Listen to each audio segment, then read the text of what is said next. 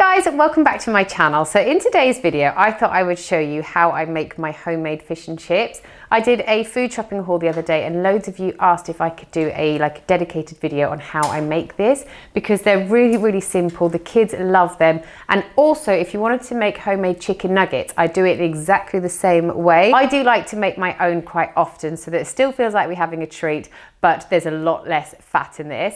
So what I do when I buy my fish, I just get frozen hake fillets. You can pick them up from any supermarket. There's usually about 5 in a pack, and when I want to cook them, I just take them out of the freezer in the morning, and by the afternoon or evening when you're ready to cook, they have defrosted fully. So with this meal, I'm going to put breadcrumbs on my fish, and I'm going to serve them with some wedges and some peas on the side as well. So the first thing I'm going to do, I have already chopped up some potatoes. I've got one sweet potato. The kids don't really like sweet potatoes, but Chris and I do. So I've got one of those, and then I've got 3 normal potatoes, and I've cut them into wedge shapes. So I'm going to put a little bit of oil onto these, not too much because I'm going to cook these in my air fryer. I'm also going to put some salt on here just to season them, and a little bit of paprika too. And then I'm just going to mix those around. The main reason, to be honest, that I put some oil on here is to make the salt and the paprika stick to the chips. But because they're going to go in my air fryer, they cook perfectly every single time. I've recently bought this air fryer and I'm absolutely loving it at the moment. I'm going to link it down below, and once you see how these chips come out and my fish, I promise you're going to want one of them. Right, so once these are fully coated with some salt and paprika, I'm going to pop them into my air fryer. They go in for about 18 to 20 minutes, and that gives me the most perfect time to prep my fish. Right, my chips are in the air fryer, and I've now got myself a little helper. The boys love it when I make this meal or when I make chicken nuggets because they really like helping to dip everything in. So if you've got kids as well, then this is a great way to get them involved in cooking. So what you want to do is you want to get each fillet of fish, and then if you hold it, you want to put it in some flour. We have got 3 pots here. 1 full of flour, 1 full of, there's 2 beaten eggs in here. And then we have just blitzed up a stale piece of bread here as well. So once you've dipped it in the flour, you want to then dip it in your egg, back in the flour. This is going to give it like a double coating. In the egg again. Egg again. That's it. And lastly, you want to go into your breadcrumbs.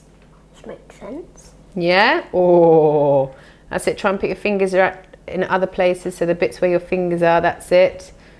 That's it. So it's a bit of a conveyor belt system, and it's really good, like I said, to get the kids involved. And by going into your flour, then your egg, and back into your flour, and then back into your egg, I get another you're one? giving it a really good double coat.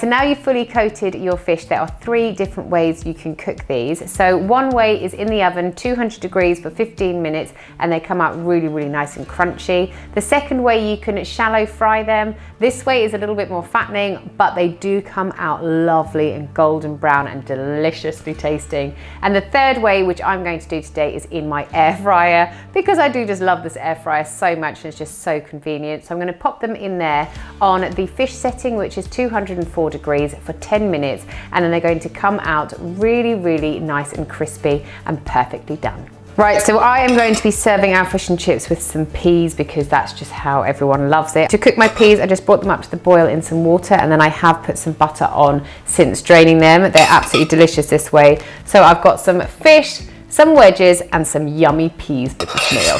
Got Jamie back to do the taste testing. We're just going to squeeze a little bit of lemon on top and then dig in. Nice. A little bit hot. A little bit hot. It's brilliant. Jamie says it's brilliant, so if it passes the kids' taste test, then you know it's got to be delicious. Thank you so much for watching today's video. I hope you enjoyed it. Let me know if you give this recipe a try and if you and your kids like it, and we will see you again next time. If you like normal ones, you would like homemade ones. There you go then. See you next time. Bye.